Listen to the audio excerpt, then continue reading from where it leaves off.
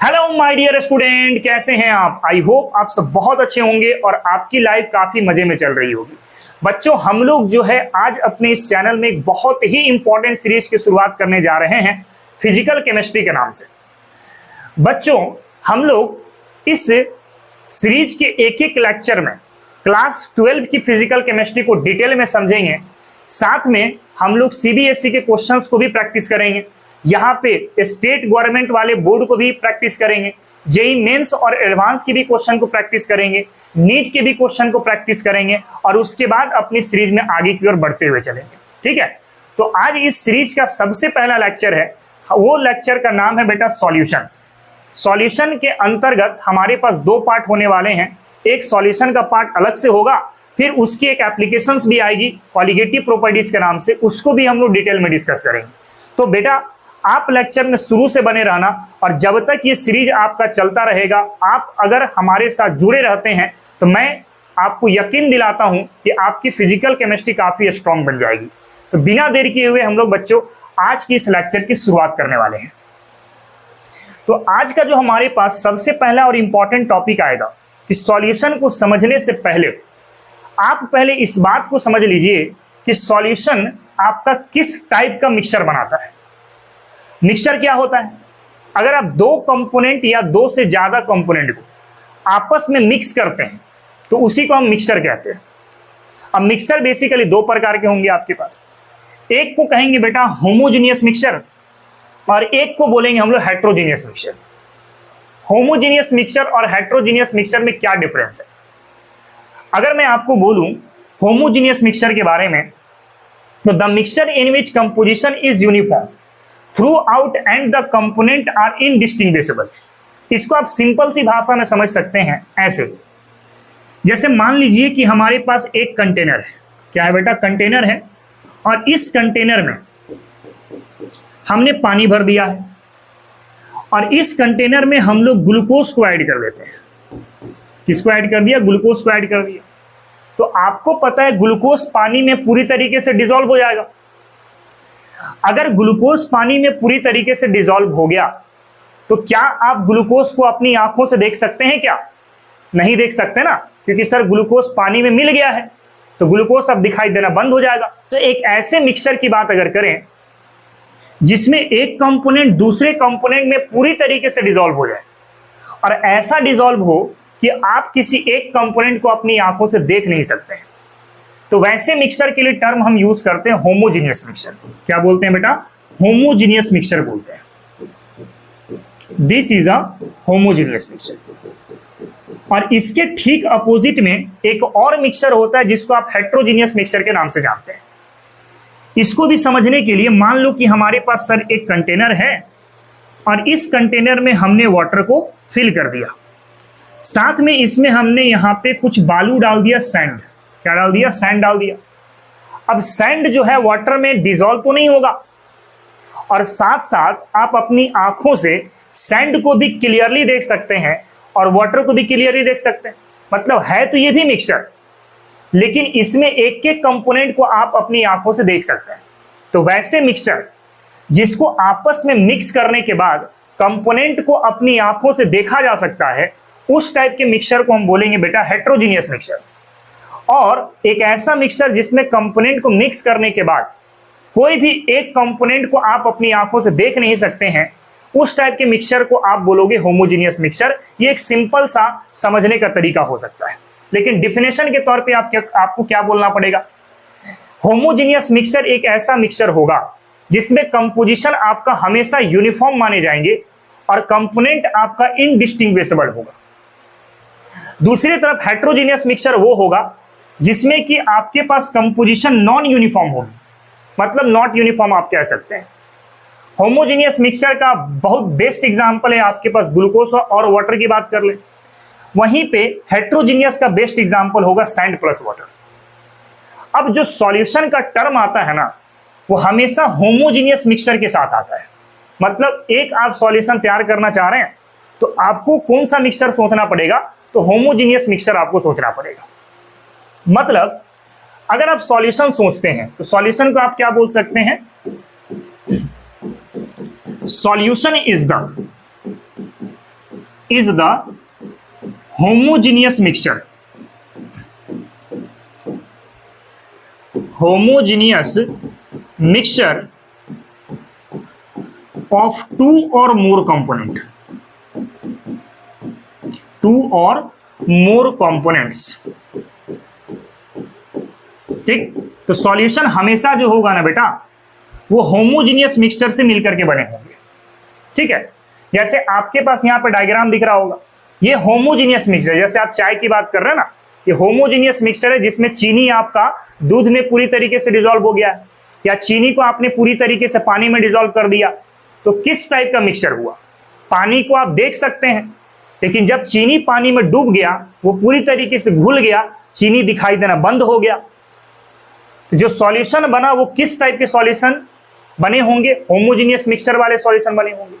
ठीक है, तो सॉल्यूशन का टर्म हमेशा तब आएगा जब मिक्सचर आपकी कैसी होगी? होमोजीनियस होगी।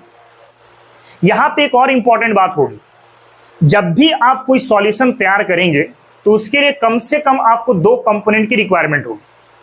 भाई पानी अकेला सॉल्यूशन नहीं बना सकता, चीनी अकेला सॉल्यूशन नहीं बना सकता। सॉल्यूशन तभी बनेगा जब चीनी को आप पानी में डाल देंगे। तो हमेशा कितना कंपोनेंट चाहिए होगा? दो कंपोनेंट चाहिए होगा। हाँ, आप दो से ज्यादा कंपोनेंट ले सकते हैं, उससे कोई हर्ज नहीं है, लेकिन कम से कम तो दो कंपोनेंट होना चाहिए। अब कंपोनेंट के आधार पर सॉल्यूशन को अलग अलग तरीके से हम लोग नामकरण करते हैं। अगर मैं लिखूं depending upon number of components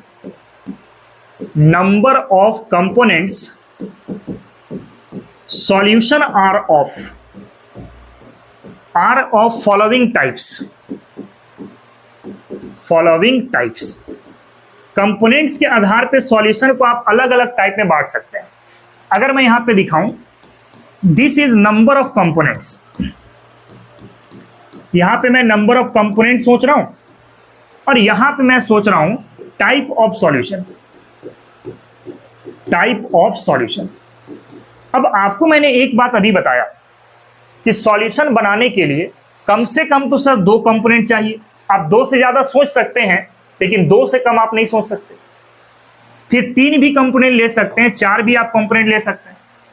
अगर कंपोनेंट दो होता है तो इस टाइप के सॉल्यूशन को आपको नाम देना पड़ेगा बाइनरी सॉल्यूशन। क्या नाम देना पड़ेगा? Binary solution. फिर अगर कंपोनेंट तीन हो जाता है तो उसके लिए हम टर्म यूज करेंगे टर्शियरी सॉल्यूशन का।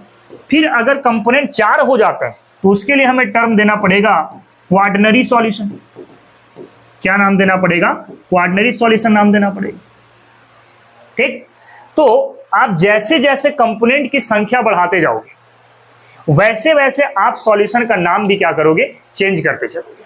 ठीक है, हमारे अपने इस सिलेबस पर बाइनरी सॉल्यूशन का जिक्र ज्यादा होगा, है ना। बाकी जो सॉल्यूशन है इसके बारे में हमें उतना जानकारी इकट्ठा नहीं करना है। ठीक है, तो पहले आप थोड़ा सा इसको कॉपी कर लो, उसके बाद फिर हम लोग आगे की ओर बढ़ते हैं। ठीक है ना।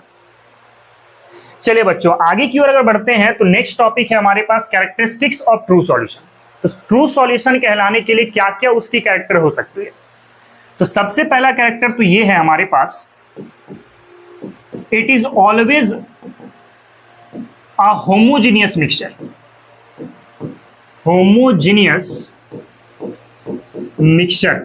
भाई ट्रू सॉल्यूशन जब भी बनेगा ना तो होमोजीनियस मिक्सचर से बनेगा आपका। अच्छा, एक चीज और यहाँ पे कैरेक्टरिस्टिक के अंदर में आप सम्मिलित कर सकते हैं कि अगर मान लो कोई एक सबस्टांस को दूसरे में आपने होमोजीनियस तरीके से मिला दिया, जैसे ग्लूकोज को आपने पानी में मिला दिया, तो एक मर्तबा ग्लूकोज पानी में मिल जाए ना, तो मिलने के बाद ग्लूकोज और पानी को एक दूसरे से सेपरेट नहीं कर सकते हम लोग by the help of filtration. आप छान करके ऐसा नहीं है कि ग्लूकोज और वाटर को आप अलग कर देंगे, ऐसा नहीं हो सकता आपका।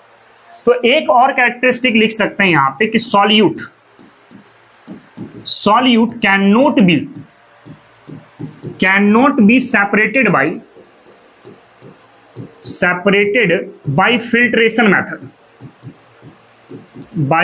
Filtration method. भाई एक मर्तबा ग्लूकोज को आपने पानी में डाल के मिला दिया तो आप छान करके सॉल्यूशन को, ग्लूकोज को अलग नहीं कर सकते, आप पानी को अलग नहीं कर सकते। ये भी एक बहुत इंपॉर्टेंट पॉइंट हो जाएगा आपका ट्रू सॉल्यूशन के रिगार्डिंग। इसके बाद अगर मैं बात करूं कि मान लो कोई सॉल्यूशन है आपका, आपने कोई सॉल्यूशन तैयार किया, ग्लूकोज का पानी वाला सॉल्यूशन का आपने तैयार किया, तो जब आप सॉल्यूशन तैयार कर लेंगे तो उसका वेपर प्रेशर अपना हो जाएगा, बॉइलिंग पॉइंट अपना हो जाएगा, फ्रीजिंग पॉइंट अपना हो जाएगा, जितने भी प्रॉपर्टीज हैं वो सब के सब उस सॉल्यूशन का अपना हो जाएगा। अब वो जो प्रॉपर्टीज होगा मोस्टली आपका डिपेंड करेगा कि सॉल्यूट का अमाउंट आपने कितना लिया हुआ है, सॉल्वेंट का अमाउंट आपने कितना लिया हुआ है ना। जैसे आपने सुना होगा कि नमक और पानी इसकी सॉल्यूशन एक तैयार करते हैं, तो सिर्फ पानी की बात अलग करो और नमक वाले पानी की बात अलग करो। एक आप आलू ले लेना और एक बार पानी में डुबो करके देख लेना, पानी में आलू को जैसे ही डालोगे तो आलू जो है आपका नीचे तली में बैठ जाएगा। जबकि नमक वाला सॉल्यूशन आप बनाते हैं और उसी आलू को उसमें डालते हैं ना, तो वो आलू आपके तली में नहीं बैठती बल्कि वहां पर आपका स्विम करती रहती है। इससे ये बात साबित होता है कि नमक को जैसे ही आपने पानी में डाला तो सर उसकी डेंसिटी में फर्क आ चुका है। तो बेसिकली डिपेंड किस पर किया भाई, सॉल्यूट और सॉल्वेंट के रिलेटिव अमाउंट के ऊपर डिपेंड किया। तो किसी भी सॉल्यूशन की प्रॉपर्टीज बात करते हैं, जैसे मैं लिख दूं यहां पे properties of solution, properties of solution like, आप डेंसिटी की बात सोचें, घनत्व की बात आप सोचें, या फिर आप वेपर प्रेशर की बात सोचें, वेपर प्रेशर की बात सोचें, और भी बहुत सारे प्रॉपर्टीज आप ले सकते हैं, इसलिए मैंने ETC लिख दिया। Properties of solution like density, vapour pressure, ETC depends on relative amount of solute and solvent, solute and solvent. तो सॉल्यूट और सॉल्वेंट के अमाउंट के ऊपर आपकी सॉल्यूशन की प्रॉपर्टीज डिपेंड करता है। ये भी आपका ट्रू सॉल्यूशन का एक इंपॉर्टेंट कैरेक्टरिस्टिक निकल करके सामने आता है। इसके बाद एक और प्रॉपर्टीज निकल करके सामने आती है, जैसे कोई भी सॉल्यूशन की जो प्रॉपर्टीज होती है ना वो बदला जा सकता है। अगर आप टेम्परेचर को बदल देते हैं, अगर आप प्रेशर को बदल देते हैं, तो उस सॉल्यूशन की प्रॉपर्टीज भी आपकी क्या हो जाएगी, बदल जाएगी। मैं यहाँ पे लिख रहा हूं एक पॉइंट और, variables like pressure comma temperature या फिर composition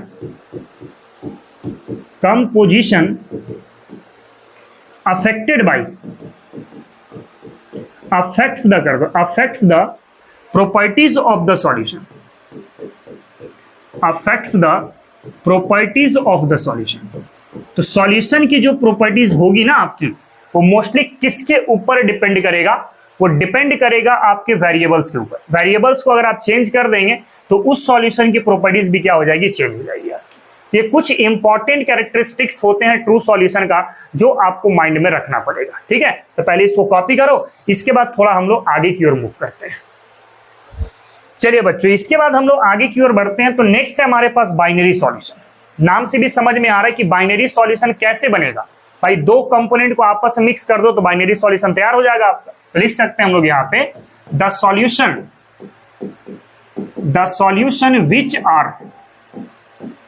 which are made up of two types of components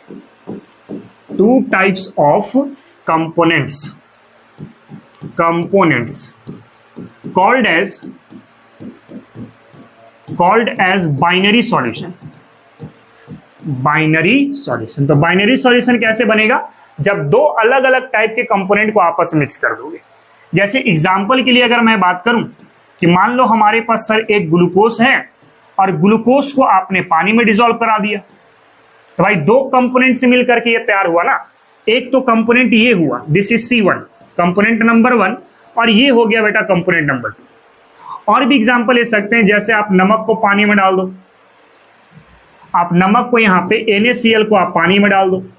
और भी एग्जांपल ले सकते हैं, जैसे शुगर को आपने पानी में डाल दिया, तो ये जो सॉल्यूशन आप तैयार कर रहे हैं इसको बनाने के लिए आपने दो कंपोनेंट का इस्तेमाल किया है, इसीलिए हम इसका नाम क्या दे रहे हैं, बाइनरी सॉल्यूशन नाम दे रहे हैं। अब एक चीज और समझना, जब भी आप बाइनरी सॉल्यूशन तैयार करोगे ना, तो इन दोनों कंपोनेंट में से कोई एक कंपोनेंट का अमाउंट कम होगा और दूसरे कंपोनेंट का अमाउंट ज्यादा होगा। जैसे आप ग्लूकोज को पानी में डाल दिए तो ग्लूकोज को आमतौर पे कम अमाउंट पे लेते हैं और वाटर को आमतौर पे ज्यादा अमाउंट में लेते हैं। तो जो कंपोनेंट आपके कम अमाउंट पे होते हैं सॉल्यूशन में, उसके लिए टर्म यूज करते हैं सॉल्यूट, और जो कंपोनेंट ज्यादा अमाउंट में होते हैं सॉल्यूशन में, उसके लिए टर्म यूज करते हैं बेटा सॉल्वेंट। तो यहां पे एक छोटा सा पॉइंट मैं लिख रहा हूं कि the lower amount of component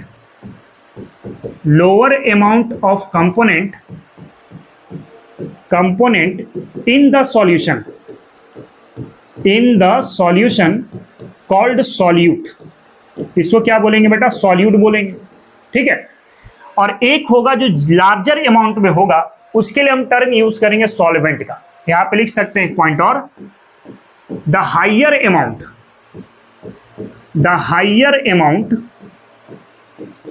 amount of component in the solution called as solvent, ठीक है। इसका मतलब यह है कि अगर आपको कोई एक सॉल्यूशन तैयार करना है ना बेटा, क्या तैयार करना है, सॉल्यूशन, तो दो कंपोनेंट चाहिए बाइनरी के लिए, एक होगा आपके पास सॉल्यूट और एक होगा बेटा आपके पास सॉल्वेंट। जब इन दोनों को आप मिक्स कर देंगे तब आपके पास एक सॉल्यूशन तैयार हो जाएगा, ठीक है। एक तो बड़ा इंपॉर्टेंट पॉइंट ये हो गया। अच्छा, एक चीज और मैं आपको समझाता हुआ चलूं, जब भी हम लोग अपने इस टॉपिक को क्लियर करेंगे ना, तो हर एक बार मैं सॉल्यूट को ए मान के चलूंगा और सॉल्वेंट को मैं बी मान के चलूंगा। एनसीईआरटी जो बुक है उसमें उल्टा माना गया है, सॉल्वेंट को वहां पे ए बोला गया है, सॉल्यूट को वहां पे बी बोला गया। लेकिन मैं अपने हर एक नोट के अंदर में सॉल्यूट को ए मान के चलूंगा और सॉल्वेंट को बी मान के चलूंगा, तो सॉल्यूशन आपको क्या मिल जाएगा, ए प्लस बी के बराबर मिल जाएगा।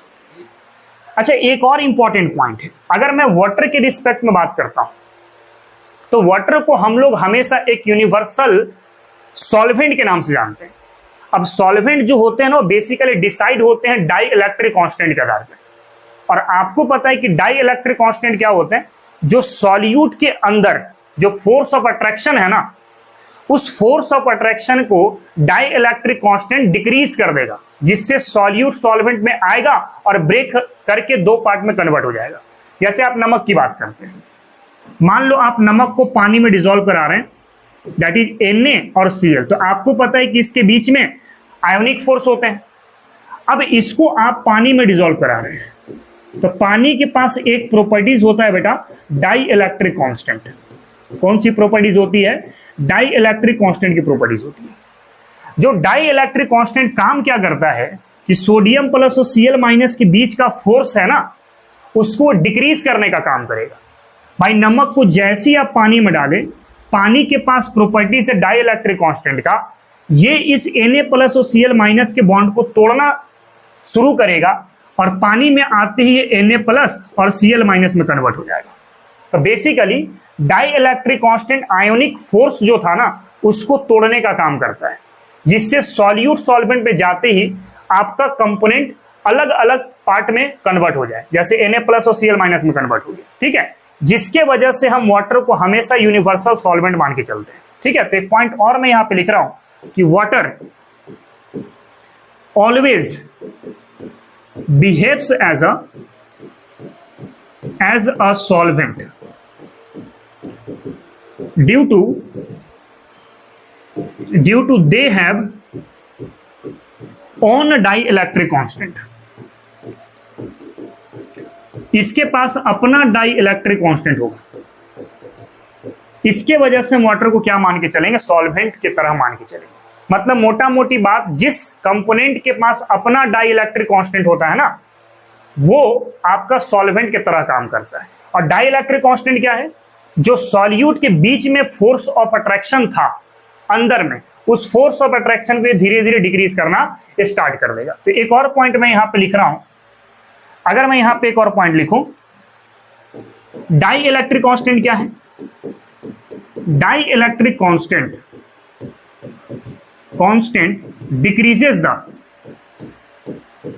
decreases the force of attraction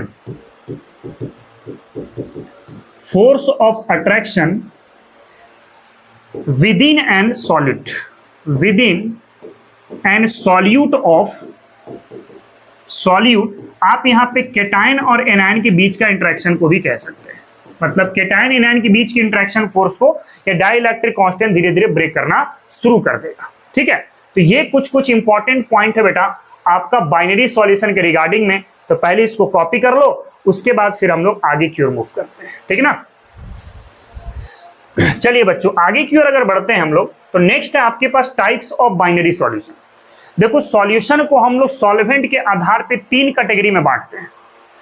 पहला कैटेगरी होगा सॉलिड सॉल्यूशन, एक होगा लिक्विड सॉल्यूशन और एक होगा गैस सॉल्यूशन। ये जो सॉल्यूशन का नाम दिया गया है ये सॉल्वेंट के नेचर के आधार पे दिया गया है। जैसे अगर सॉलिड सॉल्यूशन की बात करते हैं दैट मीन्स यहां पे सॉल्वेंट भी सॉलिड के फॉर्म में है।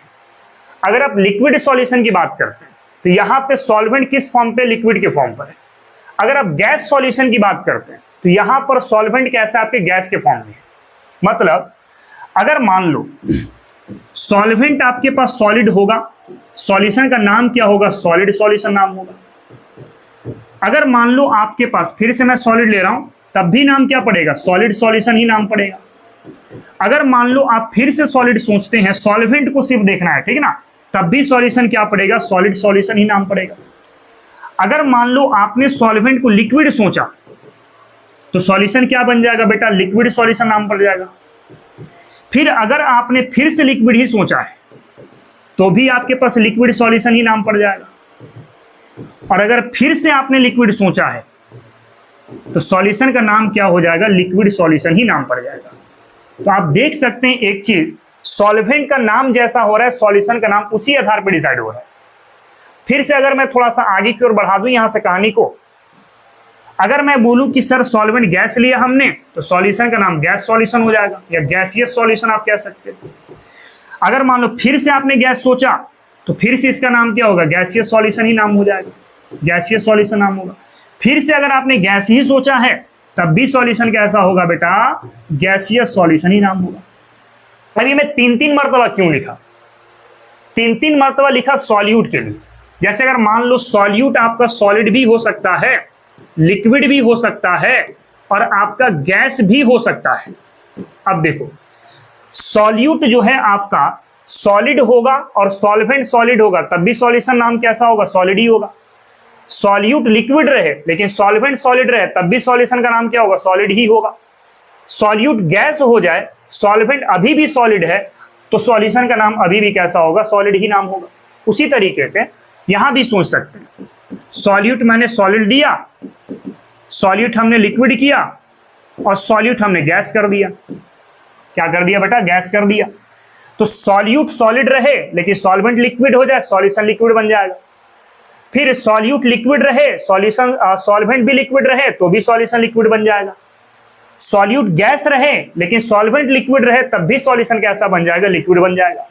मतलब देख सकते हैं कि सॉल्यूट का कोई भी स्टेट हो उससे फर्क नहीं पड़ता, नाम जो डिसाइड हो रहा है वो सॉल्वेंट के नाम के आधार पर डिसाइड हो रहा है, सॉल्वेंट के नेचर के आधार पर डिसाइड हो रहा है। इसीलिए मैंने पॉइंट बोला यहां पे कि सॉल्वेंट का जो स्टेट होता है उसी के आधार पे सॉल्यूशन का नामकरण डिसाइड होता है। ठीक है, आगे इसमें भी सोच सकते हैं आप, सॉल्यूट को यहां सॉलिड ले लेते हैं हम लोग, लेकिन सॉल्वेंट गैस है तो सॉल्यूशन का नाम गैसियस ही होगा। आप इसको लिक्विड भी सोच सकते हैं और आप इसको चाहे तो गैसियस भी सोच सकते हैं, कोई दिक्कत नहीं, यहां तक मैटर क्लियर है। अब इसकी एग्जांपल की बारी आती है। अब एक ऐसा एग्जांपल जिसमें सॉल्यूट सॉलिड के फॉर्म में है, सॉल्वेंट सॉलिड के फॉर्म में है, मतलब दोनों कंपोनेंट सॉलिड होगा, तो इसका बेस्ट एग्जांपल होता है बेटा एलॉय। एलॉय किसको बोलते हैं हम लोग? This is a mixture of metal, mixture of metal. किस टाइप का मिक्सचर सोचोगे? होमोजीनियस मिक्सचर सोचोगे। किस टाइप का? होमोजीनियस मिक्सचर सोचोगे, तब हम लोग क्या बोल लेंगे? एलॉय बोल लेंगे। फिर अगर मैं बात करता हूं लिक्विड हो आपका सॉल्यूट लेकिन सॉलिड हो आपका सॉल्वेंट, तो इसका बेस्ट एग्जांपल होता है बेटा अमलगम। कैसा होता है? अमलगम। ये एक प्रकार का एलॉय ही है, ठीक ना, बस इसमें एक कंपोनेंट आपका मरकरी होगा। मैं यहाँ पे लिख रहा हूं alloy but one component is mercury. One component is mercury, that is Hg। है ये एक प्रकार का एलॉय ही, लेकिन इसमें एक कंपोनेंट कैसा होगा? लिक्विड वाला होगा। और आपको पता है मरकरी एक ऐसा मेटल है जो रूम टेम्परेचर पर लिक्विड अवस्था में होता है, ठीक है। इसके बाद सॉल्यूट गैस लेना है, लेकिन सॉल्वेंट सॉलिड लेना है, तब भी सॉल्यूशन का नाम सॉलिड ही होगा। तो इसका बेस्ट एग्जांपल ले सकते हैं hydrogen gas plus platinum metal. भाई मेटल हो गया सॉलिड, ये होगा आपके पास गैस, मतलब एक सॉल्यूट हो गया, दूसरा आपके पास सॉल्वेंट हो गया। फिर सोचो सॉल्यूट जो है वो सॉलिड के फॉर्म में रहे, सॉल्वेंट लिक्विड हो जाए। जैसे अगर एग्जांपल में सोचूं, नमक की बात करो और इसको पानी में डाल दो, तो नमक कैसा होता है? सॉलिड। लेकिन पानी कैसा होता है? लिक्विड होता है। तो हो गया सॉलिड को लिक्विड में डिसॉल्व करा दिया हमने। फिर लिक्विड को लिक्विड में सोचो, जैसे मैं अल्कोहल की बात करता हूं C2H5OH, और इसको आप पानी में डाल दो, तो भाई अल्कोहल भी लिक्विड और पानी भी कैसा है? लिक्विड है। तो सॉल्यूट भी लिक्विड हो गया और सॉल्वेंट भी कैसा हो गया? लिक्विड हो गया। फिर आप सोचो गैस को डिसॉल्व कर दो लिक्विड में, जैसे carbon dioxide in cold drink, carbon dioxide in cold drink, इसकी बात कर ले हम लोग। तो कार्बन डाइऑक्साइड कैसा होता है? गैस होता है। लेकिन कोल्ड ड्रिंक कैसा होता है? लिक्विड होता है। तो अभी भी सॉल्यूशन कैसा रहेगा? लिक्विड ही रहेगा। फिर सॉलिड को गैस में डिसॉल्व करवा दो, जैसे आप कोई भी स्मोक की बात करते हैं, इसकी बात करते हैं बेटा, स्मोक की बात करते हैं, तो स्मोक किस कैटेगरी में आ जाता है? गैसियस सॉल्यूशन की कैटेगरी में आता है। इसमें एक कंपोनेंट सॉलिड है और दूसरा कंपोनेंट कैसा है? गैस है। फिर आगे बढ़ो, लिक्विड को गैस में डिसॉल्व करा दो, जैसे आप फॉग के बारे में बात कर लो, आप मिस्ट के बारे में बात कर लो। ये कुछ ऐसे सॉल्यूशन है जो है तो गैसियस, लेकिन इसमें एक कंपोनेंट लिक्विड होगा और दूसरा कंपोनेंट कैसा होगा? गैस होगा। मतलब सॉल्यूट लिक्विड होंगे और सॉल्वेंट आपका गैस होगा। फिर गैस को गैस में डिसॉल्व करना है, बेसिकली आप क्या सोचेंगे? एयर। क्या बोलते हैं इसको? This is a mixture of gas बोलते हैं, मिक्सचर ऑफ गैस बोलते हैं, ठीक है। तो ये आपके पास सॉल्वेंट की फिजिकल स्टेट के आधार पे हम लोग सॉल्यूशन को तीन कैटेगरी में बांटे, एक होगा सॉलिड, दूसरा होगा लिक्विड और तीसरा होगा गैसियस सॉल्यूशन। पहले इसको कॉपी कर लो, उसके बाद मूव करते हैं हम लोग आगे की तरफ, ठीक ना। चलिए बच्चों, नेक्स्ट अगर हम लोग डिस्कस करते हैं यहाँ पे, तो वो है आपके पास कॉन्सेंट्रेशन। कॉन्सेंट्रेशन क्या है? देखो, ये किसी भी सॉल्यूशन की कैरेक्टरिस्टिक्स को एक्सप्लेन करेगा कि भाई वो सॉल्यूशन कैसा है, पतला है, गाढ़ा है, मोटा है, दुबला है। ये कौन एक्सप्लेन करेगा? कॉन्सेंट्रेशन एक्सप्लेन करेगा। लेकिन कॉन्सेंट्रेशन है क्या? तो the quantity of solute present in definite quantity of solution relative to the solvent. भाई सॉल्वेंट के कंपैरिजन में आप सॉल्यूट का कितना अमाउंट डालेंगे कि वो सॉल्यूशन पतला हो जाएगा, है ना, वो जो है आपका सॉल्यूशन गाढ़ा हो जाएगा। ये कैसे डिसाइड करते हैं? कॉन्सेंट्रेशन के आधार पे। इसलिए मैं आपको बोला यहाँ पे ये सॉल्यूशन की कैरेक्टरिस्टिक को एक्सप्लेन करेगा। इसके बाद हमारे पास एक टर्म आता है बेटा स्टैंडर्ड सॉल्यूशन का। तो स्टैंडर्ड सॉल्यूशन क्या है? जिसको आप नोन सॉल्यूशन कहते हैं। बेसिकली क्या लिखा गया है? The solution whose concentration is known, this is called a standard solution. Basically known solution को हम क्या बोलते हैं? स्टैंडर्ड सॉल्यूशन बोलते हैं। इसके बाद एक और टर्म आता है आपके पास, वो है स्पेसिफिक ग्रेविटी। क्या होता है स्पेसिफिक ग्रेविटी?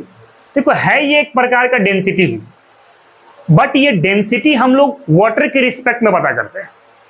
जैसे अगर मैं ऐसा बोलता हूं कि सपोज करो एक हमने लिया ds, this is density of solution, और एक मैं लिया dh, डेंसिटी ऑफ वाटर, और रॉ को मैंने कंसीडर कर लिया स्पेसिफिक ग्रेविटी। तो स्पेसिफिक ग्रेविटी को आप क्या बोलते हो? Ratio of density of solution by density of water. तो इसी के लिए हम टर्म यूज करेंगे स्पेसिफिक ग्रेविटी। तो लिखा हुआ भी है यहाँ पर, ratio of density of solution to the density of water. Solution के डेंसिटी और वाटर की डेंसिटी का जो रेशियो होगा, जो अनुपात होगा, उसी के लिए टर्म यूज करते हैं रिलेटिव डेंसिटी या फिर बोलते हैं specific gravity of the solution. तो कुछ कुछ पॉइंट है यहां पर जो आप जान लो, हालांकि में इसका कोई इतना आवश्यकता नहीं है न्यूमेरिकल्स के दौरान, सिर्फ स्पेसिफिक ग्रेविटी का यूज होगा, वो आप देख लेंगे वहां पे। सबसे पहले मैंने क्या बताया, कॉन्सेंट्रेशन के बारे में, जो सॉल्यूशन के कैरेक्टर को एक्सप्लेन करेगा कि सॉल्यूशन आखिर होगा कैसा, पतला होगा, मोटा होगा, गाढ़ा होगा, डाइल्यूट होगा, कॉन्सेंट्रेटेड होगा, एसिडिक होगा, बेसिक होगा, वो कैसे पता चलेगा, कॉन्सेंट्रेशन के आधार पे हमें जानना होगा। फिर यहाँ पे एक स्टैंडर्ड सॉल्यूशन का भी टर्म आता है, जो नॉन सॉल्यूशन होते हैं। तो नॉन सॉल्यूशन जिसको हम लोग कहते हैं this is a standard solution, इसलिए मैंने बोला यहाँ पे the solution whose concentration is known called as standard solution.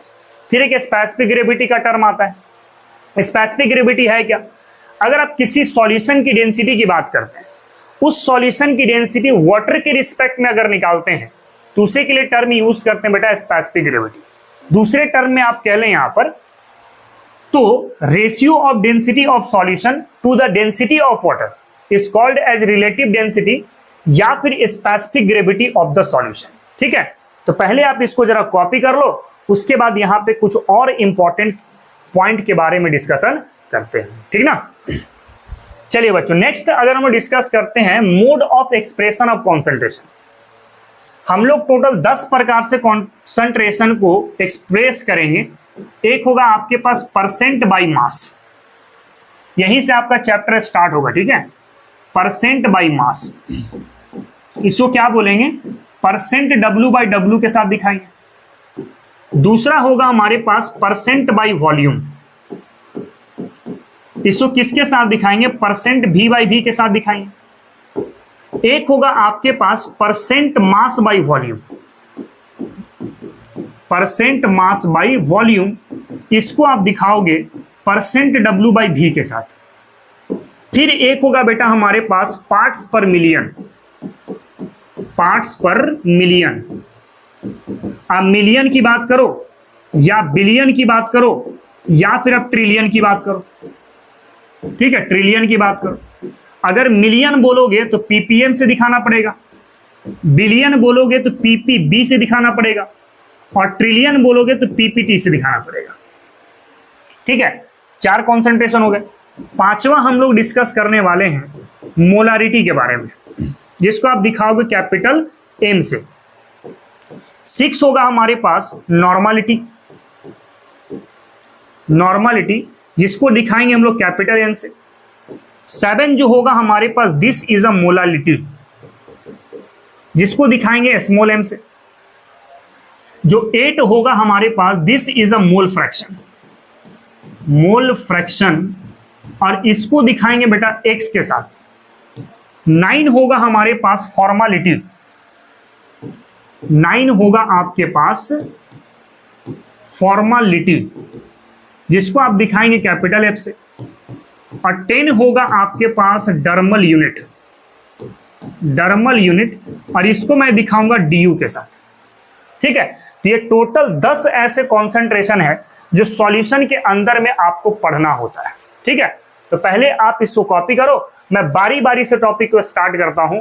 क्या होता है परसेंट बाई मास, ठीक ना। चलिए बच्चों, हम लोग बढ़ते हैं। सबसे पहला परसेंट बाई मास। तो परसेंट बाई मास को समझने के लिए आप पहले यहां पे एक बात को समझो। एग्जाम्पल के लिए मान लो मैं इस्तेमाल करता हूं 5% डब्ल्यू बाई डब्ल्यू। कोई भी आप सॉल्यूशन सोच लो, कोई भी आप solution 5% W by W solution दिया हुआ है। तो जब भी परसेंटेज का टर्म आता है ना, जब भी परसेंटेज का टर्म आता है तो आप यहां पे 3 चीज सोचना, एक सॉल्यूट, दूसरा सॉल्वेंट, और तीसरा क्या होगा, सॉल्यूशन। परसेंटेज जैसे ही आएगा सॉल्यूशन फिक्स हो जाएगा बेटा कितने का, 100% का। अब 100% में से 5% क्या है, आपका सॉल्यूट है जो परसेंटेज में लिखा हुआ है, और जो बच गया आपके पास वो क्या है बेटा, सॉल्वेंट है आपके पास। परसेंटेज जब भी आएगा सॉल्यूशन फिक्स कर देना है कितने का, 100% का। जैसे एक और एग्जांपल उठा लो, आप क्या कह रहे हैं, जैसे मान लो मैं कोई लिया X% W by W solution, ये मैं सोचा है। फिर से 3 चीज प्रिडिक्ट करो, एक होगा सर सॉल्यूट, एक होगा सर आपका सॉल्वेंट और एक होगा सर आपके पास सॉल्यूशन। अब जैसी परसेंटेज दिखा समझ जाओ सॉल्यूशन कितना है, 100% है। अब इस 100% में से जो x% है दिस इज अ सॉल्यूट, और 100% में से -x जो होगा दिस इज अ सॉल्वेंट। अब यहां पे एक बात को समझना आप जरा, जो ऊपर वाला W है ना बेटा, इसको हम कहते हैं वेट ऑफ सॉल्यूट। ऊपर वाले W को क्या बोलते हैं, वेट ऑफ सॉल्यूट। अच्छा W है, और W यानी कि वजन, वजन को हम लोग ग्राम के फॉर्म में दिखाते हैं, ग्राम हो गया, किलोग्राम हो गया। नीचे वाला जो W है this is a weight of solution, और ये भी W लिखा हुआ है, मतलब वेट की बात कर रहे हैं हम लोग या मास की बात कर रहे हैं, तो इसको भी हमें ग्राम के फॉर्म में ही दिखाना पड़ेगा। तो अब बस करना सिंपल सा इतना है कि जो परसेंटेज आप इस्तेमाल कर रहे हैं ना, जैसे सॉल्यूशन में आपने परसेंटेज लिखा है, यहां पर क्या लिखा था, परसेंटेज लिखा था, तो भाई सॉल्यूशन में परसेंटेज को हटा के आपको क्या लिख देना है, ग्राम लिख देना है। ठीक है, फिर इसके बाद अगर आप सॉल्यूट की बात करते हैं तो सॉल्यूट को भी आपको किस फॉर्म में रखना है, तो सर ग्राम के फॉर्म में रखना है। भाई परसेंटेज नहीं सोचना, आपको ये ग्राम के फॉर्म में रखना है, मतलब सॉल्यूट भी क्या हो गया, ग्राम हो गया। और आपको अभी मैंने बताया कि सॉल्यूशन का जो आपके पास फॉर्मेट होगा या स्टेट होंगे वही आपका सॉल्वेंट का स्टेट हो जाएगा। तो भाई आपने सॉल्यूशन को ग्राम माना, इसका मतलब सॉल्वेंट भी क्या हो जाएगा, आपका ग्राम हो जाएगा। ये क्या हो जाएगा, आपके पास ग्राम हो जाएगा। उसी तरीके से अगर इस वाले केस में देखें, आपके पास फिर से ऊपर वाला W किसके लिए बात कर रहा है, सॉल्यूट के वेट के लिए बात कर रहा है, और वेट का यूनिट क्या होता है, ग्राम होता है। और नीचे वाले जो W है उसको हम लोग सॉल्यूशन की वेट मान के चल रहे हैं, वो भी आपको ग्राम के फॉर्म में ही रखना है। मतलब सॉल्यूशन को परसेंटेज हटा के ग्राम कर दो, सॉल्यूट की परसेंटेज हटा के आप ग्राम कर दो। मतलब आप सिंपल ऐसा कह सकते हैं कि सर यहां पे परसेंटेज हटेगा तो ग्राम को किस फॉर्म में रख देंगे, ग्राम के फॉर्म में, सॉरी सॉल्यूट को, तो सॉल्यूट को हम लोग किस फॉर्म में रख देंगे, ग्राम के फॉर्मेट में रख देंगे, परसेंटेज हट जाएगा वहां पे। सॉल्यूशन में भी जो है आपको ग्राम लेके चलना पड़ेगा, मतलब यहां पे परसेंटेज को हटा देंगे और क्या लगा देंगे बेटा, ग्राम लगा देंगे। और सॉल्यूशन की जो स्टेट होती है वही स्टेट आपकी सॉल्वेंट की भी होती है ना, तो सॉल्यूशन ग्राम के फॉर्म में रखा गया है, तो यहां सॉल्वेंट भी आपका किस फॉर्म में होगा बेटा, तो ग्राम के फॉर्म में होगा। ठीक, तो आप क्या कह सकते हैं, परसेंट W/W को एक्सप्लेन कर सकते हैं हम लोग कि 100 ग्राम की सॉल्यूशन पे सॉल्यूट का कितना अमाउंट घुला हुआ है, this is a percent W/W। लिख सकते हैं यहां पे point, amount of solute,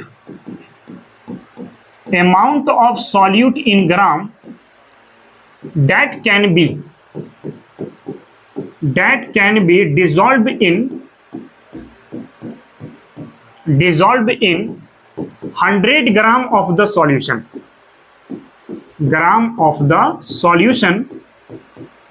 called percent W/W या called percent by mass।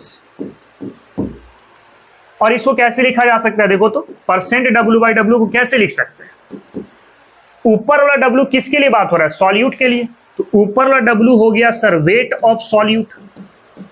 Wait of solute किस यूनिट में बेटा, तो ग्राम की यूनिट में। नीचे वाला W किसके लिए बात होगा, सॉल्यूशन के लिए, यानी वेट ऑफ सॉल्यूशन इन ग्राम, और परसेंटेज के लिए 100 से मल्टीप्लाई कर लो यहां। या फिर आप इसको लिख सकते हैं percent W/W is equal to, W है मान लो वेट, और अभी थोड़ी देर पहले मैंने बताया था कि सॉल्यूट को मैं हमेशा A से दिखाऊंगा और सॉल्यूशन को मैं हमेशा WA+WB यानी A+B से दिखाऊंगा। तो ये हो गया सॉल्यूट और नीचे वाला हो गया सॉल्यूशन, इनटू क्या हो जाएगा बेटा, 100 हो जाएगा। ठीक है, तो इसका मैथमेटिकल फॉर्मूला क्या मिल गया, WA+WB इंटू क्या हो गया आपका 100 हो गया। ठीक है ना, तो पहले आप इसको कॉपी करो, उसके बाद इसके कुछ क्वेश्चंस डिस्कस करते हैं। चलिए बच्चों, हम लोग यहाँ पे बात करते हैं, एक क्वेश्चन दिया गया है, calculate the mass percentage of benzene and carbon tetrachloride. if 22 gram of benzene dissolve in a 122 gram of carbon tetrachloride. अगर मैं ऐसा लिखता हूं, वेट ऑफ बेंजीन मैं WA बना लूं इसको, ठीक है। ये कितना है बेटा, तो 22 ग्राम दिया गया है, 22 ग्राम है। और दूसरा है आपके पास वेट ऑफ कार्बन टेट्राक्लोराइड, ये है आपके पास WB, ये है आपके पास WB, और ये कितना है बाबू, तो 122 ग्राम दिया गया है। और आपको निकालना क्या है, परसेंट बाय मास बेंजीन के लिए अलग और कार्बन टेट्राक्लोराइड के लिए अलग। तो लिख लेंगे यहाँ पे परसेंट W/W फॉर बेंजीन, किसके लिए बेटा, बेंजीन के लिए। तो फॉर्मूला क्या लगाते हैं हम, WA divide by WA plus WB into क्या होगा, 100 होगा, by wait of solute by weight of solution into 100 ना। तो WA कितना है, 22 ग्राम, डिवाइड बाई हो गया 22, और WB हो गया 122 इंटू 100। दैट मीन्स सॉल्व करेंगे तो 22/144 इंटू क्या होगा, 100 हो जाएगा। तो इसको अगर आप सॉल्व कर लेते हैं तो कितना आएगा, 15.28% इसका आंसर आ जाएगा, ठीक ना। ना बेंजीन का हमें पता चल गया, अब कार्बन टेट्राक्लोराइड के कैसे निकालोगे, तो percent W/W for carbon tetrachloride. अच्छा, आपको एक बात पता है कि सर ये सॉल्यूट है और ये सॉल्वेंट है, ठीक ना। जब सॉल्यूट सॉल्वेंट को मिला देंगे तो हमारे पास टोटल 100% ही तो बनने वाला है ना। तो सॉल्यूशन जो बना आपके पास 100% का। अब 100% में से जो बेंजीन वाला परसेंटेज है इसको माइनस कर देंगे तो कार्बन टेट्राक्लोराइड का परसेंटेज आपको पता चल जाएगा। तो अगर 15.28% को अगर मैं माइनस करता हूं तो आपको क्या रिजल्ट मिल जाएगा, तो आपके पास आ जाए कितना, 84.72% इसका आंसर आ जाएगा, ठीक है। या फिर इसको आप चाहें तो दूसरे तरीके से भी सॉल्व कर सकते हैं, जैसे परसेंट W/W मैंने सोचा किसके लिए बेटा, CCl4 के लिए। तो आप परसेंटेज कैसे निकालोगे, weight of carbon tetrachloride by weight of solution into क्या होगा, 100 होगा। आप समझना एक चीज को, यहाँ पे जिसका परसेंटेज निकालना है उसको ऊपर में रखना है ना। जैसे बेंजीन का निकालना था तो बेंजीन का अमाउंट ऊपर रखा, कार्बन टेट्राक्लोराइड का निकालना है तो कार्बन टेट्राक्लोराइड के अमाउंट को ऊपर रखेंगे, बाकी नीचे तो आपका सॉल्यूशन है वो तो फिक्स ही है आपका। WB कितना रहा, 122, WA हो गया 22 प्लस 122 इंटू 100। अब इसको भी सॉल्व करेंगे बेटा तो आएगा 84.72%, ठीक है। तो आपको जो प्रोसेस अच्छा लगे आप उससे सॉल्व कर सकते हैं। पहले इसको कॉपी कर लो, उसके बाद अगले क्वेश्चन की तरफ मूव करते हैं। चलिए बच्चों, नेक्स्ट क्वेश्चन की तरफ अगर बढ़ते हैं तो अगला क्वेश्चन है, calculate the mass percentage of aspirin in acetonitrile when 6.5 gram of aspirin. अगर वेट ऑफ एस्प्रिन देखते हैं, वेट ऑफ एस्प्रिन अगर देखोगे तो कितना है बेटा, 6.5 ग्राम दिया गया है। एंड वेट ऑफ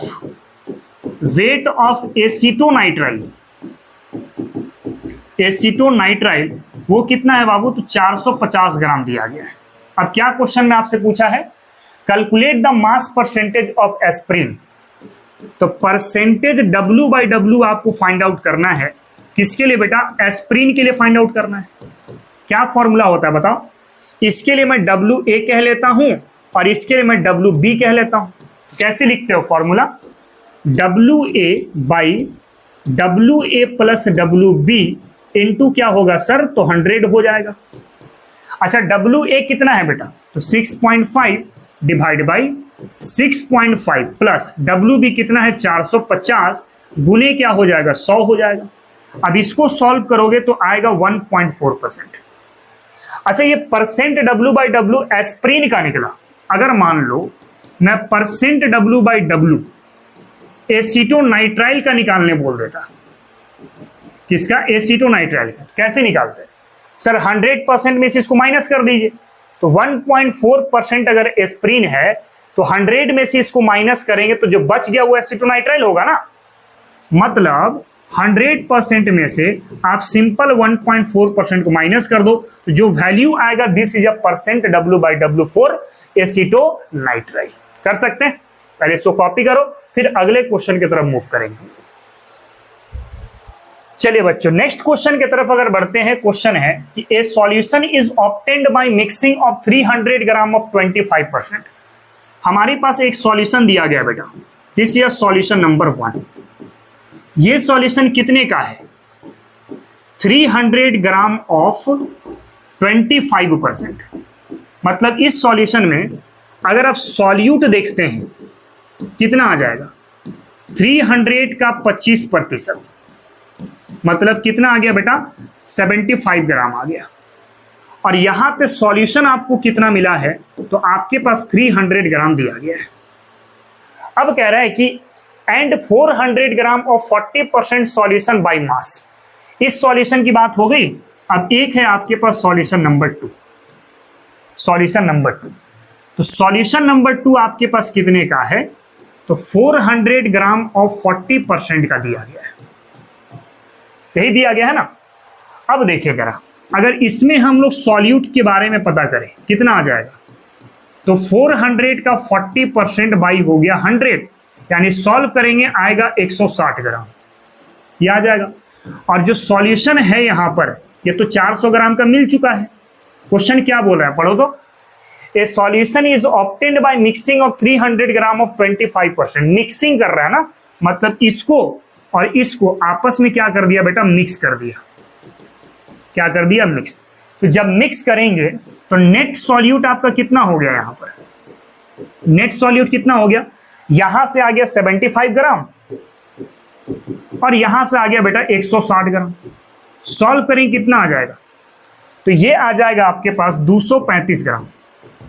कितना मिल जाएगा, 235 ग्राम। और साथ में नेट सॉल्यूशन ये आपको कितना मिल गया, यहां से 300 ग्राम और यहां से 400 ग्राम। तो 300 प्लस हो गया 400, डेट मीन्स कितना मिल गया बेटा, तो 700 ग्राम मिल गया। अब ये जो सॉल्यूशन मिला, दिस इज रिजल्टेंट सॉल्यूशन। अब इसी रिजल्टिंग सॉल्यूशन का परसेंट बाई मास आपको निकालना है। तो आप एक काम करो, इसको WA कह लो एंड सॉल्यूशन को मैं कह रहा हूं WA प्लस WB, और फॉर्मूला अप्लाई कर दो आप। तो परसेंट W बाई W क्या लिखते हो बाबू, WA divide by WA plus WB into क्या होगा बेटा, तो 100 हो जाएगा। WA कितना है, 235 और WA प्लस WB कितना है, 700 इंटू क्या होगा, 100 हो जाएगा। तो इसको सॉल्व करोगे तो आएगा आपके पास 33.5% के आसपास में। कर सकते हो, बहुत आसान सा क्वेश्चन था। इसी से मिलता जुलता एक और क्वेश्चन डिस्कस करते हैं, पहले इसको आप कॉपी कर लें, ठीक ना। चलिए बच्चों नेक्स्ट क्वेश्चन की तरफ अगर बढ़ते हैं। कह रहे हैं कि ए solution is obtained by mixing of 200 gram of 2% solution and 300 gram of 3% solution. तो हमारे पास एक तरफ है सॉल्यूशन नंबर 1, कितने का है बेटा, 200 ग्राम ऑफ 2% सॉल्यूशन, और दूसरा सॉल्यूशन है सॉल्यूशन नंबर 2, कितने का, 300 ग्राम ऑफ 3% सॉल्यूशन। प्रिडिक्ट करें जरा, इसमें सॉल्यूट ढूंढो पहले, क्या मिल जाएगा, 200 गुने 2/100, यानी सॉल्व करें कितना मिल गया, 2 दूनी की 4 ग्राम हो गया। और सॉल्यूशन आपके पास कितना रहा था, 200 ग्राम रहा था, ठीक है ना। यहां पे अगर आप सॉल्यूट ढूंढते हैं, सॉल्यूट ढूंढो, तो 300 का हो गया कितना बेटा, 3/100 हो गया। सॉल्व करेंगे तो 9 ग्राम आ जाएगा। और अगर नेट सॉल्यूशन अगर चेक करोगे तो कितना मिल जाएगा, 300 ग्राम मिल जाएगा। अब इन दोनों को आप कर दो मिक्स, इन दोनों को आपने क्या कर दिया, मिक्स कर दिया। तो जैसे मिक्स करेंगे तो आपको मिल जाएगा नेट सॉल्यूट, कितना हो जाएगा बताओ तो, 4 ग्राम यहां से और 9 ग्राम यहां से। तो 4 + 9 कितना आ गया, 13 ग्राम आ गया। और अगर आप नेट सॉल्यूशन ढूंढते हैं, क्या ढूंढते हैं, नेट सॉल्यूशन कैसे सोचेंगे, 200 ग्राम यहां से और 300 ग्राम यहां से। तो 200 प्लस क्या हो गया बेटा, 300 हो गया, दैट मीन्स ये आ गया 500 ग्राम। सही है। अब क्या करेंगे, इसका परसेंट W/W निकालना है, यानी रिजल्टिंग सॉल्यूशन का निकालना है। तो आप इसको WA बना लो और नीचे वाले को WA प्लस WB कह लो, क्योंकि सॉल्यूशन ही है आपका। तो परसेंट डब्ल्यू बाई डब्ल्यू बराबर फॉर्मूला क्या है, W A by W A plus W B into क्या होगा बेटा, तो 100 हो जाएगा। अब डब्ल्यू ए कितना 13 बाई हो गया 500 इंटू 100, इससे कटा तो 5 दूनी की 10 और 5 6 31, यानी 2.6% आ जाएगा इसका करेक्ट आंसर। ठीक है, पहले इसको कॉपी कर लो, एक और क्वेश्चन डिस्कस करेंगे। चलिए बच्चों, नेक्स्ट अगर हम डिस्कस करते हैं, calculate 400 gram of 20% solution was cooled, ठंडा किया जा रहा है ना। पहले आप सॉल्यूशन देख लो, सॉल्यूशन कितना है 400 ग्राम ऑफ 20%, ये दिया गया। पहले इसमें सॉल्यूट प्रिडिक्ट करो आप, कितना होगा बेटा 400 का 20% बटा 100, सॉल्व करेंगे आ जाएगा आपके पास 80 ग्राम। और सॉल्यूशन जो यहां पर रहा वो कितने का रहा आपके पास, 400 ग्राम का रहा। अब कह रहे हैं कि ये जो सॉल्यूशन आपके पास बना है ना, इस सॉल्यूशन को बेटा हमने कूल्ड कर दिया, ठंडा कर दिया। जैसे ही आपने ठंडा किया तब क्या हुआ, then 50 gram of solute is precipitate, इसमें से 50 ग्राम सॉल्यूट प्रेसिपिटेट हो चुका है। क्या हो चुका है, प्रेसिपिटेट हो चुका है। तो इसके पास रिमेनिंग सॉल्यूट कितना बचा, रिमेनिंग सॉल्यूट पहले कितना था बेटा 80 ग्राम, 50 ग्राम प्रेसिपिटेट हो गया, जमीन में बैठ गया या तली में बैठ गया, तो 50 ग्राम बैठा दो तो कितना हो गया आपके पास 30 ग्राम हो गया। अब भाई सॉल्यूट कम हुआ तो सॉल्यूशन भी तो कम होगा ना, क्यों, क्योंकि solute plus solvent equal to solution, तो सॉल्यूट कम तो साथ में सॉल्यूशन भी तो कम हुआ, तो यहां पर रिमेनिंग सॉल्यूशन भी तो कहना पड़ेगा ना। तो रिमेनिंग सॉल्यूशन बात करो, पहले कितना था 400 था, कितना था बेटा 400 ग्राम था। अब इसमें से 50 ग्राम प्रेसिपिटेट हुआ है सॉल्यूट, भाई सॉल्यूट कम होगा तो सॉल्यूशन भी तो कम होगा, क्योंकि सॉल्यूट प्लस सॉल्वेंट किसके बराबर होता है, सॉल्यूशन के बराबर होता है। ठीक है, तो 400 में से 50 चला गया तो 350 ग्राम बचा। अब इसका परसेंट डब्ल्यू बाई डब्ल्यू सोचो, इसको मैं कह लेता हूं this is a W A, और इसको बेटा मैं कह लेता हूं W A plus W B. अब सोच करके देखो, percent W by W formula क्या मिलेगा, W A divide by W A plus W B into क्या होगा बेटा 100 होगा। सॉल्व करके देखो क्या आता है। सबसे पहले तो आपको यहां पे पुट करना पड़ेगा क्या, डब्ल्यू ए कितना हो गया 30 gram, W A plus W B कितना 350 इंटू हो गया 100। अब इसको सॉल्व कर दो, ये कैंसिल आउट हुआ, दैट मीन्स 300 बाई हो गया 35। सॉल्व करके देखिए कितना आता है, कि कितना आ जाएगा आपके पास बेटा, तो 8.56% आ जाएगा। कर सकते हैं। तो ये कुछ इस तरीके से आपका परसेंट बाई मास का क्वेश्चंस बनाया जा सकता है। ठीक है, कॉपी कर लें, आगे हम लोग बढ़ते हैं नेक्स्ट टॉपिक की तरफ। चलिए बच्चों, नेक्स्ट हम लोग मूव कर लेते हैं यहां से, वो है परसेंट बाई वॉल्यूम। इसको किसके साथ डिनोट करेंगे हम लोग, परसेंट भी बाई भी के साथ। परसेंट डब्ल्यू बाई डब्ल्यू और परसेंट भी बाई भी सेम है, सिर्फ यूनिट का डिफरेंस है। किसका, यूनिट का। जैसे अभी मैंने आपको बताया क्या, जैसे इस वाले केस में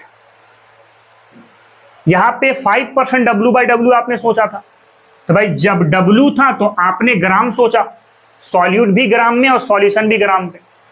अगर डब्ल्यू की जगह पे वॉल्यूम हो जाता तो ग्राम की जगह पे एमएल सोचना स्टार्ट कर दो, बात तो वही रह जाएंगे आपके, सिर्फ यूनिट का डिफरेंस है, बाकी सब कुछ क्या होगा, सेम ही होगा आपका। तो मैं क्या करता हूं, यहां पे एक एग्जाम्पल पहले सोचवा देता हूं ताकि मैटर आपको थोड़ा सा अच्छे समझ में आएगा। जैसे अगर मैं ऐसा बोलूं कि हमारे पास है सर 5% भी बाई भी solution, volume by volume solution है ना।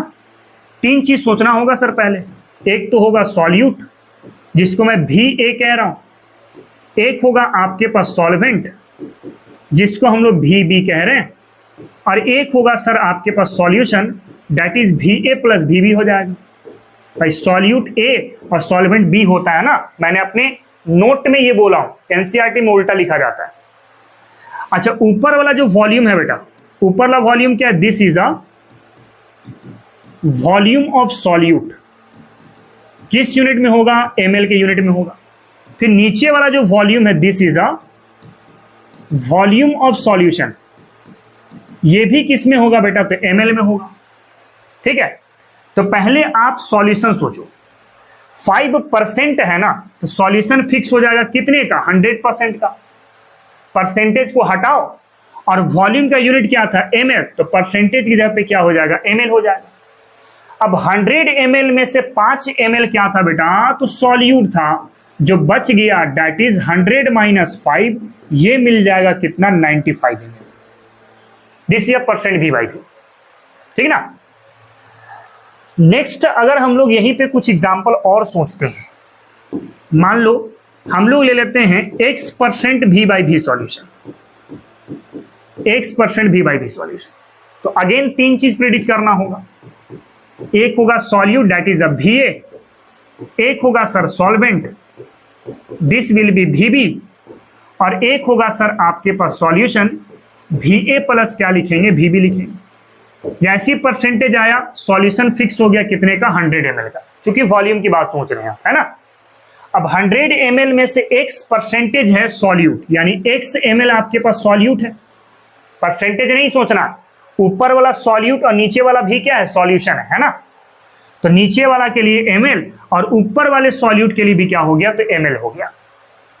अब 100 ml में से x ml आपके पास क्या है, तो सर सॉल्वेंट मौजूद है। तो आप देखें परसेंट W/W और परसेंट V/V में सिर्फ एक ही चीज का डिफरेंस है, वहां पे सर ग्राम का फॉर्म था, यहां पे ml का फॉर्म है, वॉल्यूम का फॉर्म है ना। यानी कि अगर आप इसको डिफिनेशन के तौर पे लिखना चाहें तो आप क्या लिख सकते हैं, लिख सकते हैं volume of solute, solute in ml that can be dissolved in 100 ml of the solution, 100 ml of the solution called percent by volume। जैसे अगर परसेंट V/V हमें दिखाना हो तो ऊपर वाला वॉल्यूम किसके लिए, सॉल्यूट के लिए, है ना। क्या लिखेंगे, ऊपर वाले वॉल्यूम पर volume of solute in ml, और नीचे वाला भी किसके लिए, सॉल्यूशन के लिए ना, मतलब volume of solution in ml into क्या होगा बेटा, 100 हो जाएगा। या फिर परसेंट V/V, सॉल्यूट के लिए A बोलते हैं सर, और सॉल्यूशन के लिए A प्लस B बोलते हैं, तो VA प्लस VB इंटू क्या होगा, 100 होगा। This is a percent V/V। ठीक है, जैसे आपके पास एक कंपोजिशन हमने लिखा हुआ है एग्जाम्पल के लिए, ये जो कंपोजिशन है किसी भी आप मेडिसिन का इस्तेमाल कर लो, जैसे मान लो कोई कफ सिरप है, टॉनिक जो होता है ना, उसकी बात कर लेते हैं। कफ सिरप है वो 100 ml का सिरप है, ये कफ सिरप कितने ml का है, 100 ml का है। अब पढ़ोगे कैसे, अल्फाल्फा 5% V/V है, इसका मतलब क्या है कि सर सिरप जो 100 ml का था ना, उसमें से 5 ml आपका अल्फाल्फा है। मैं क्या बोला, पूरे सॉल्यूशन 100 ml का हो गया, पूरे कफ सिरप 100 ml का हो गया। अब उस 100 ml में से 5 ml अल्फाल्फा हो गया, इसलिए 5% V/V बोला मैंने। फिर एमिना सटाइबा भी आपके पास 5% V/V है, मतलब पूरे के पूरे कप सिरप में जो हम लोग मान के चले हैं, उसमें से 5 ml, 100 ml में से 5 ml क्या है, एमिना सटाइबा है। उसी तरीके से 2 ml कह सकते हैं, उसी तरीके से 0.25 ml कह सकते हैं, उसी तरीके से 0.5 ml कह सकते हैं। तो इन सब को मिला करके 100 ml का कप सिरप हमने बनाया है, जो कंपोजिशन आपका बोर्ड पे दिखाई दे रहा है। ठीक है, तो चलिए इसको कॉपी कीजिए, उसके बाद एक और कॉन्सेंट्रेशन हम लोग यहाँ पे डिस्कस कर लेते हैं। चलिए बच्चों, नेक्स्ट हम लोग डिस्कस करने जा रहे हैं यहाँ पे, वो है परसेंट मास बाय वॉल्यूम। इसको भी आप ऐसे समझ सकते हैं, जैसे एग्जाम्पल में सोचा कि सर आप बोल रहे हैं 5% W/V, बेसिकली इसको परसेंट W/V के साथ रिप्रेजेंट करेंगे हम लोग। तो 5% W/V का सॉल्यूशन है। फिर से सर सॉल्यूशन आ गया, 3 चीज सोच लीजिए तब आंख बंद करके, एक सॉल्यूट, एक होगा सर सॉल्वेंट, और एक होगा सर सॉल्यूशन। ठीक है, अरे ठीक है ना। फिर देखें ऊपर वाला W किसके लिए बात हो रहा है, सॉल्यूट के लिए, यानी वेट ऑफ सॉल्यूट कहो। अब वेट का यूनिट क्या होता है, ग्राम होता है। और नीचे जो है आपके पास वॉल्यूम है, this is a volume of solution. क्या है बेटा, वॉल्यूम ऑफ सॉल्यूशन। और वॉल्यूम का यूनिट क्या होता है, ml होता है। अब है परसेंटेज, तो सॉल्यूशन फिक्स कर दो, कितना, 100। किस यूनिट में, ml के यूनिट में, भाई 100 ml हो गया। अब इस 100 ml में से 5 ग्राम क्या है, सॉल्यूट है, इसलिए तो 5% W/V बोला। और सॉल्यूशन सॉल्वेंट कितना हो जाएगा, तो 100 minus 5 ml, that mean sir 95 ml होगा। अच्छा ये ml में कैसे हुआ सॉल्वेंट, क्योंकि सर सॉल्यूशन ml में है ना, तो जो सॉल्यूशन का फिजिकल स्टेट वही स्टेट तो सॉल्वेंट का होगा। समझ रहे बात को ना, सॉल्यूशन भी ml वाला में था, तो सॉल्वेंट भी कैसा होगा, ml वाला में होगा। अब इसको मैं बोल लेता हूं सपोज WA, इसको मैं बोल लेता हूं VB, और ये क्या हो जाएगा बेटा, तो WA प्लस क्या होगा, VB हो जाएगा। इसी से मिलता जुलता एक और एग्जांपल सोचो, जैसे मान लो X% है, W/V सॉल्यूशन दिया गया है। अगेन आपको 3 चीज सोचना है सर, सबसे पहला होगा सॉल्यूट, एक होगा सर सॉल्वेंट, और एक होगा सर आपके पास सॉल्यूशन। ये 3 चीज होंगे, करेक्ट। अब सॉल्यूशन कितना फिक्स करेंगे, 100 ml का, क्योंकि आपको सॉल्यूशन का वॉल्यूम लेना है ना ml के फॉर्म में। और 100 ml में से x ग्राम क्या है सर, सॉल्यूट है, क्योंकि सॉल्यूट आपको वेट के फॉर्म में रखना है तो ग्राम यूनिट मानना पड़ेगा। और सॉल्वेंट कितना हो जाएगा सर, तो 100 माइनस x ml हो जाएगा आपका। यानी कि स्टेटमेंट क्या लिख सकते हैं, amount of solute, amount of solute in gram that can be dissolved in 100 ml of the solution,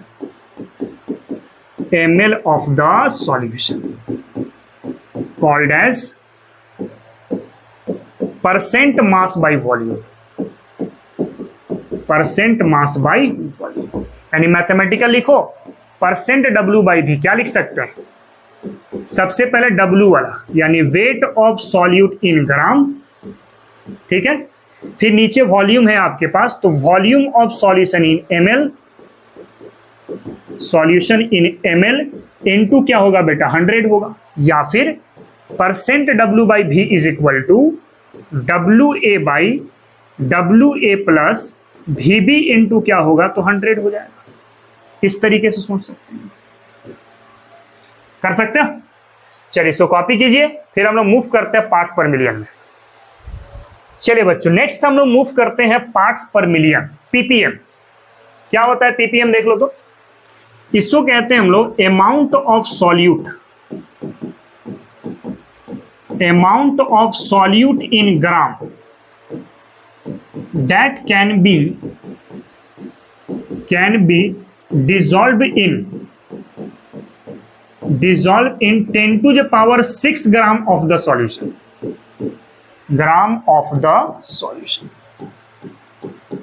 called parts per million। ठीक है। अच्छा परसेंटेज, सॉल्यूशन वहां पे 100 ग्राम माने थे, मिलियन में सॉल्यूशन 1 मिलियन सोचना पड़ेगा। 1 मिलियन बोले तो 10 to the power 6 है ना, तो जो परसेंटेज था वही मिलियन बनेगा। परसेंटेज में सॉल्यूशन 100 में काउंट करते हैं, और मिलियन में सॉल्यूशन आप 10 to the power 6 में काउंट करते हैं। ठीक है, तो आप इसको ऐसा लिख सकते हैं, PPM is equal to weight of solute in gram, weight of solute in gram divide by weight of solution in gram, solution in gram into क्या होगा 10 to the power 6। भाई 10 to the power 6 होगा तब तो million की बात होगी ना। यानी कि PPM बराबर आप क्या लिख सकते हैं, WA divide by WA plus WB into क्या होगा बेटा 10 to the power 6 होगा। अब समझ ले जरा, यहां पर अगर आप 10 to the power 6 के जगह पर 100 यूज करते हैं क्या यूज करेंगे, 100 यूज करेंगे। देख लो आपका यहाँ पे, जैसे इस वाले में देख लो, इसमें देखो, तो आप 10⁶ पे अगर 100 पुट करके चलते हैं तो वैसे केस में क्या बन जाएगा, %W/W। लेकिन 100 को हटा करके अगर मैं 1 मिलियन यूज कर देता हूं, कितना यूज किया बेटा, 1 मिलियन, दैट इज 10⁶ को यूज किया, तो अब 10⁶ यूज करने से ये क्या बन जाएगा, पार्ट्स पर मिलियन बन जाएगा। ठीक है। अच्छा, यहीं पे अगर मैं आपसे एक बात करूं, जैसे अगर मैं बोलता हूं पार्ट्स पर बिलियन, पीपीबी, तो बिलियन कहने का मतलब है कि 10⁹ की बात कर रहे हैं, और ट्रिलियन कहने का मतलब है 10⁻12 की बात कर रहे हैं, है ना। तो 6 में 3 बढ़ा दो और 9 में फिर 3 बढ़ा देना, तो ट्रिलियन तक हो जाएगा। जैसे पीपीबी लिखना हो तो क्या लिखेंगे, WA divide by WA plus WB into 10⁹, this is a billion. और ट्रिलियन लिखना हो तो क्या बोलेंगे, PPT, क्या बोलेंगे बेटा, पार्ट्स पर ट्रिलियन, है ना। क्या लिखेंगे हम लोग, WA divide by WA plus WB into क्या होगा, 10⁻12 होगा। तो एकदम बारीकी समझते चलना बात को, एक एक चीज को समझ करके चलोगे तभी मैटर आगे समझ में आएगा। मिलियन में 10⁶, बिलियन में 10⁹, और ट्रिलियन में सर 10⁻12। ठीक है, तो ये तीनों चीज आपको समझ में आ गया होगा। क्लियर। अब यहां पे एक चीज और आप समझना, अगर मान लो मैं एक एग्जांपल उठाता हूं, सपोज करो कि हमारे पास दिया गया है 2 ppm carbon dioxide solution, 2 ppm carbon dioxide solution दिया गया है। तो आप इसको एक्सपेंड कैसे करो, 3 चीज सोचना है बेटा। एक तो सॉल्यूट, दैट इज WA, फिर एक हो जाएगा बेटा आपके पास सॉल्वेंट, दिस इज WB, और फिर एक हो जाएगा सर हमारे पास solution, that is WA plus WB। ठीक, सॉल्यूशन कितना फिक्स करेंगे पीपीएम के केस में, सर 1 मिलियन 10⁻6 ग्राम, और 10⁻6 ग्राम में से सॉल्यूट कितना होगा, तो सर 2 ग्राम होगा, और सॉल्वेंट कितना होगा सर, तो 10⁻6 में से आप 2 ग्राम माइनस कर दो, यही आपका सॉल्वेंट मिल जाएगा। कर सकते हैं। उसी तरीके से आप चाहें तो पार्ट्स पर बिलियन का सोच सकते हैं और पार्ट्स पर ट्रिलियन का सोच सकते हैं।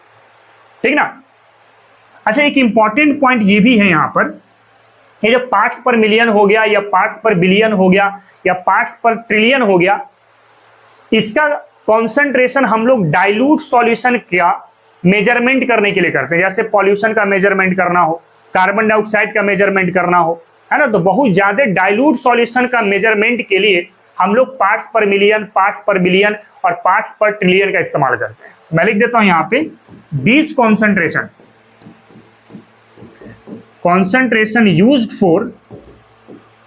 used for very dilute solution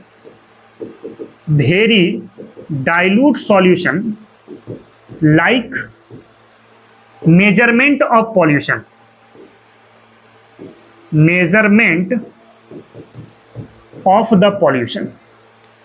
अगर आपको पॉल्यूशन का मेजरमेंट करना हो, तो पॉल्यूशन का मेजरमेंट अगर करना हो, यानी कि वो डाइल्यूट सॉल्यूशन की बात सोच रहे हैं हम लोग, तो उसके लिए आपको पार्ट्स पर मिलियन, पार्ट्स पर बिलियन या पार्ट्स पर ट्रिलियन ही सोचना पड़ेगा। जैसे आप कोई भी पॉल्यूशन का बुक उठाओ, उसमें कार्बन डाइऑक्साइड के बारे में बात करना है या ऑक्सीजन के बारे में बात करना है, तो परसेंटेज में बात नहीं करते। वहां पे लिखा होता है पार्ट्स पर मिलियन, PPM लिखा होता है, या फिर PPB या फिर PPT आपको लिखा जा सकता है। ठीक है, तो ये हम लोग पार्ट्स पर मिलियन के बारे में डिटेल में इंफॉर्मेशन ले चुके हैं, तो पहले इसका कॉपी करो। इसके बाद फिर हम लोग यहाँ पे 2 क्वेश्चन करेंगे और आज के लेक्चर को हम लोग खत्म करेंगे। 2 क्वेश्चन पहले करने वाले हैं, लिखो इसको। चलिए बच्चों, यहाँ पे हम लोग बढ़ते हैं। नेक्स्ट है हमारे पास, जैसे इसमें कन्वर्शन की बात मैं सोच रहा हूं। कन्वर्शन में क्या कह रहे हैं कि सर आपके पास दिया गया 5% W/W, इसको आप कन्वर्ट कर दीजिए पार्ट्स पर मिलियन में। या फिर अगर मैं बोलता हूं कि सर आपके पास 5 ppm है, इसको कन्वर्ट कर दीजिए %W/W। कैसे सोचेंगे आप? दिया क्या था, 5% W/W, तो इसमें वेट ऑफ सॉल्यूट कितना होगा बेटा, 5 ग्राम, और सॉल्यूशन कितना हो जाएगा, तो सर 100 ग्राम हो जाएगा, क्योंकि आपके पास दिया गया 5% W/W ना, तो परसेंटेज है तो सॉल्यूशन 100 ग्राम का और सॉल्यूट कितना हो गया आपके पास 5 ग्राम। ठीक है, जबकि यहां पर सॉल्यूट कितना होगा सर 5 ग्राम, लेकिन जो सॉल्यूशन होगा that is WA plus WB वो कितना सोचेंगे 10⁻6 ग्राम सोचेंगे। क्यों? क्योंकि सर यहाँ पे पार्ट्स पर मिलियन की बात हो रही है। तो 5 ppm में सॉल्यूशन हो गया 10⁻6 और परसेंटेज में सॉल्यूशन हो गया 100 ग्राम। अब फॉर्मूला लगा लो यहां से ppm वाला, क्योंकि ppm में कन्वर्ट करना है ना। तो WA डिवाइड बाई क्या हुआ WA प्लस WB इंटू लिख सकते हैं 10⁻6। अब पुट करो सारे वैल्यूज को। WA हो गया 5 ग्राम, सॉल्यूशन हो गया 100 इंटू हो गया 10⁻6। 2 जीरो से 2 जीरो कटा, देयरफॉर ppm बराबर क्या मिल गया तो 5 इंटू हो गया बेटा 10⁻4। कर सकते हैं। नाउ इसमें ppm से परसेंट W/W में कन्वर्ट करना है। तो इस बार फॉर्मूला किसका लगेगा? परसेंट W/W का लगेगा ना। तो percent W/W is equal to क्या हुआ WA divide by WA plus WB into क्या होगा 100 होगा। तो परसेंट W/W, WA कितना है बेटा देखो तो 5 ग्राम, सॉल्यूशन कितना है 10⁻6 इंटू हो गया सर 100। 0 से 0 यहाँ पे कटा, क्या मिला 5/10⁻4 या फिर 5 इंटू 10⁻⁻4। तो परसेंट W/W क्या लिख सकते हैं हम लोग तो 5 इंटू 10⁻⁻4 लिख सकते हैं। अच्छा एक चीज आप नोटिस किए यहां पर, जब बड़ा इंपॉर्टेंट पॉइंट हो सकता है कि जैसे इस 5 में 10 के पावर 4 से गुना करते हैं तो ppm बन जाएगा, लेकिन 10 के पावर -4 से गुना करते हैं तो सर परसेंट W/W बन जाएगा। यानी कि अगर मैं यहां पे छोटा सा पॉइंट आपको दिखाऊं, जादू क्या दिखा रहे हैं देखो तो, जैसे मान लो आपके पास है x ppm और इसको कन्वर्ट करना है परसेंट W/W, फिर एक तरफ है y परसेंट W/W, इसको कन्वर्ट करना है ppm। क्या करेंगे देखो तो, अगर आपके पास दिया था स्टार्टिंग में, अगर आप देखो यहां पे ध्यान से तो सर 5 ppm था, इसको परसेंट W/W बनाए तो 5 को किससे मल्टीप्लाई किया 10 के पावर -4 से। तो अगर x ppm है परसेंट W/W बनाना है तो परसेंट W/W के लिए x को डायरेक्ट 10 के पावर -4 से गुना कर दो। अब इसी को रिवर्स कर देंगे तो ये वाला पहुंच जाएगा, है ना।